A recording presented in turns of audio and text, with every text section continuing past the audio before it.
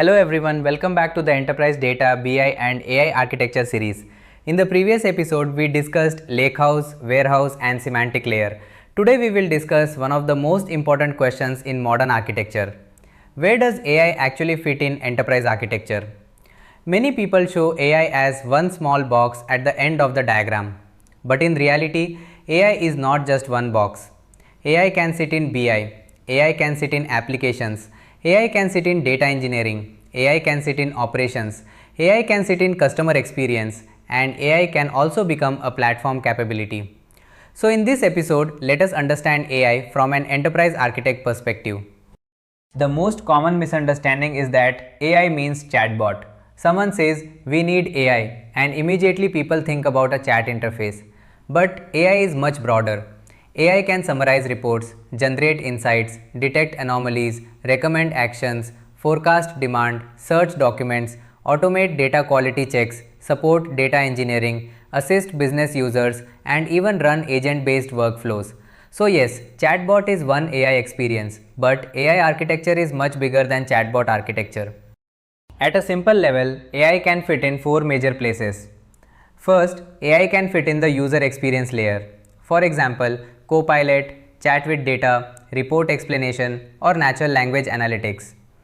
Second, AI can fit in business processes. For example, document processing, customer support, workflow automation, or decision assistance. Third, AI can fit in the data platform. For example, data quality checks, metadata generation, transformation assistance, and data engineering automation. Fourth, AI can fit in governance and operations. For example, monitoring, alerting, cost optimization, security review, and policy enforcement. So AI is not only an output layer, it can support the whole architecture. The first place where many organizations see AI is the BI layer. For example, a business user opens a report and asks questions. AI explains a visual. AI summarizes performance. AI highlights anomalies. AI suggests insights. AI helps users create reports faster. In Power BI, this may be Copilot and natural language experiences.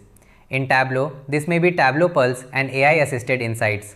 In other platforms, it may be similar AI-driven analytics experiences.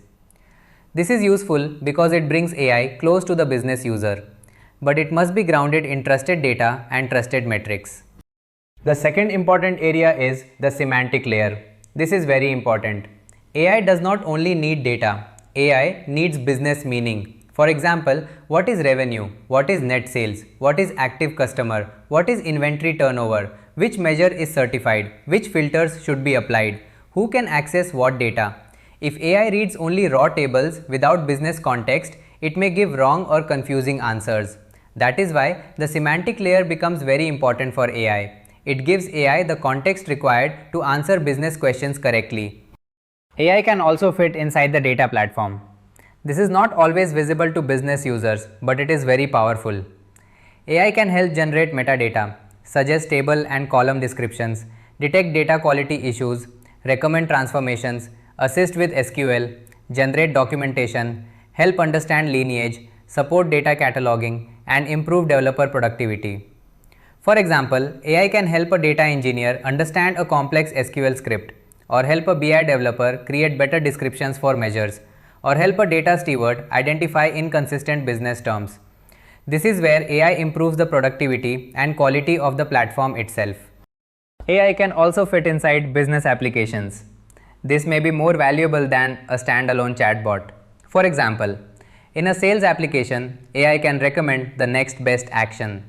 In a finance process, AI can explain variances. In customer service, AI can summarize cases. In procurement, AI can compare suppliers. In operations, AI can flag risks. In HR, AI can help analyze workforce trends. The key point is this: AI becomes more useful when it is embedded into the user's actual workflow. Because users do not want another disconnected tool. They want intelligence inside the place where they already work. Now let us talk about AI agents. AI agents are becoming very important in enterprise architecture. An AI agent is not just a chatbot. An agent can understand a request, retrieve data, use tools, make decisions, trigger workflows, create summaries, open tickets, send notifications, or prepare actions for human approval. But enterprise agents need strong control. They need permissions, they need approved tools, they need audit logs, they need monitoring, they need human approval for risky actions, and they need governance. So agent architecture is not only about intelligence, it is also about control. Another important area is AI for development productivity. AI can help data engineers write SQL or PySpark. It can help BI developers create DAX measures. It can help explain complex logic. It can help generate test cases. It can help document pipelines. It can help compare metadata. It can help identify migration gaps. It can help automate repetitive work. This is especially important in enterprise migration and modernization projects because many tasks are repetitive, metadata heavy, and time consuming. AI can support the builder side of architecture, not only the consumer side. Now let us be very clear. AI cannot fix a weak data foundation. If source data is poor, AI will struggle. If data quality is weak, AI may produce wrong answers. If business definitions are inconsistent, AI may confuse users. If access control is weak, AI may expose sensitive information. If lineage is missing, users may not trust the output. So before adding AI everywhere, the enterprise must strengthen the data foundation. AI works best when it is connected to trusted data, trusted business definitions, and strong governance. AI governance is not optional. In enterprise architecture, we must ask, what data can AI access? What data should AI never access? Can AI generate actions or only recommendations? Which outputs require human approval? How are prompts, responses, and actions logged? How do we monitor accuracy? How do we prevent data leakage? How do we manage hallucination risk? How do we control cost? These questions are critical because AI can create value, but it can also create risk if it is not governed properly. AI platform selection should not be random. The right platform depends on the client context. If the client is deeply invested in Microsoft, they may prefer Copilot, Azure AI, and Fabric connected AI experiences. If they are invested in Snowflake, Snowflake Cortex may be a natural option. If they already use Databricks for data engineering and ML, Databricks AI capabilities may fit well. If the client is on AWS or GCP, their native AI services may be preferred. But the decision should not be based only on feature comparison. It should consider data location, security, governance, team skills, cost, integration, and enterprise strategy. A practical AI architecture usually has multiple layers. There is a user experience layer. This may be a chatbot, copilot, embedded assistant, or app interface. Then there is an orchestration layer. This coordinates prompts, tools, memory, context, and workflows. Then there is the knowledge layer. This may include documents, databases, semantic models, metadata, vector search, and business rules. Then there is the action layer. This may call APIs, run workflows, create tickets, or update systems. And across all of this, governance must be applied. That is how AI becomes enterprise ready. A common mistake is building AI without enough context. The AI assistant may connect to raw tables or a few documents or some unstructured data, but it may not understand the business. It may not know which KPI is certified. It may not know which source is trusted. It may not know which data should be hidden. It may not understand business rules. So, it may answer confidently but incorrectly. This is why context is the real foundation for enterprise AI. Not only the model, not only the prompt.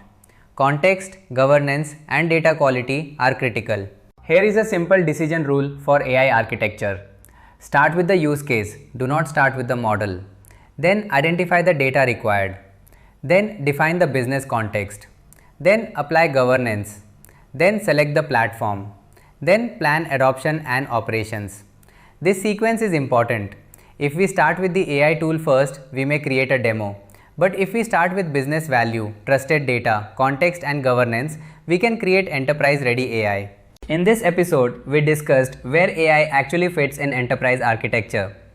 AI can fit in BI, AI can fit in the semantic layer, AI can support the data platform, AI can be embedded into business applications, AI agents can automate workflows, and AI governance must protect the enterprise. The key takeaway is simple. AI should not be treated as a separate box. AI should be designed as a governed capability across the enterprise architecture. In the next episode, we will discuss the decision framework for platform selection. That will help us decide how to choose the right architecture pattern based on business goals, data, BI, AI, constraints, team skills, and vendor ecosystem. See you in the next episode.